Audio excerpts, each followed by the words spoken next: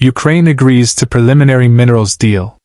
Ukrainian President Volodymyr Zelensky says that security guarantees are essential to sign a minerals deal with the U.S.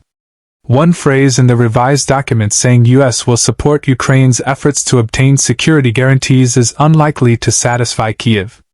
But that's why they call it a framework agreement, a document, which outlines general principles. All details will be agreed in other deals.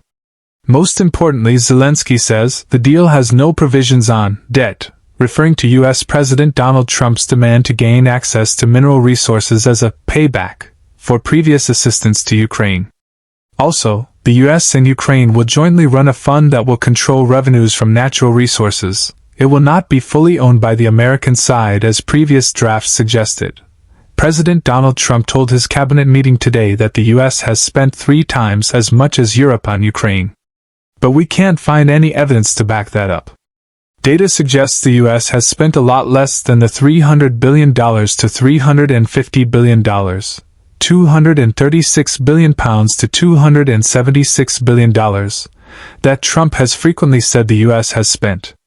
The Kiel Institute, which tracks defense spending, has put the figure at $119.7 billion. The U.S. Department of Defense has also done a calculation, which looks at a broader range of activity in Europe and includes replenishing defense stocks.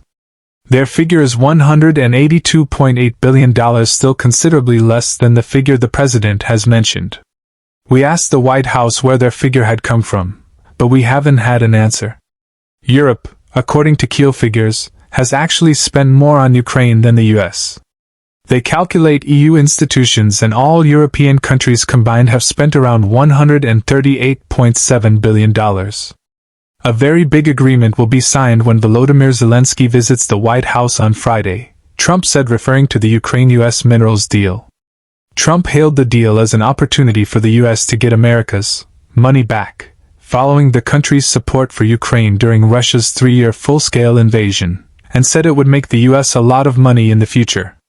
He didn't mention Ukrainian security guarantees, which we've heard today from Ukrainian President Zelensky are yet to be included in the deal, but Trump suggested the U.S. having access to the minerals would amount to automatic security for Ukraine.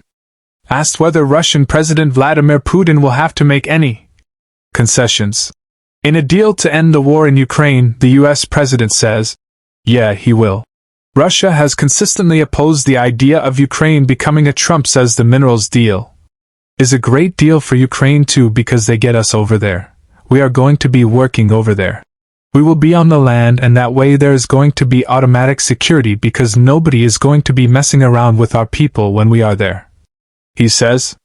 Trump was responding to a reporter who asked what kind of security guarantees he is willing to make as part of his mineral deal with Ukraine.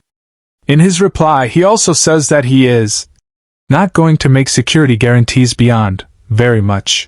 We're going to have Europe do that, because it's in, we're talking about Europe is their next door neighbor. He says. The U.S. president then outlines 2 main reasons for his interest in the deal: to stop the killing, and for the U.S. to get money back plus a lot more, referencing Ukraine's wealth in rare earth minerals.